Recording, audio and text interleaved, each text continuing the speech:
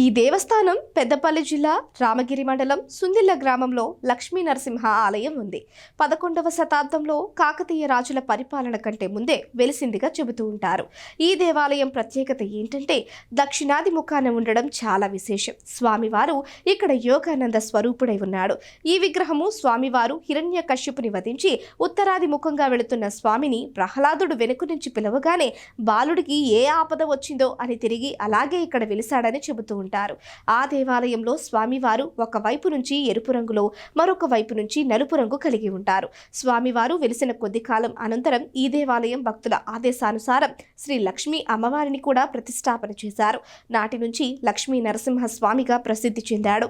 ఈ దేవాలయానికి పశ్చిమాన 50 గజాల దూరంలో కాకతీయుల కాలానికి చెందిన శ్రీ రాజరాజేశ్వర దేవాలయం, 100 గజాల దూరంలో ఆంజనేయ స్వామి దేవాలయం ఇక్కడ ఉంటాయి.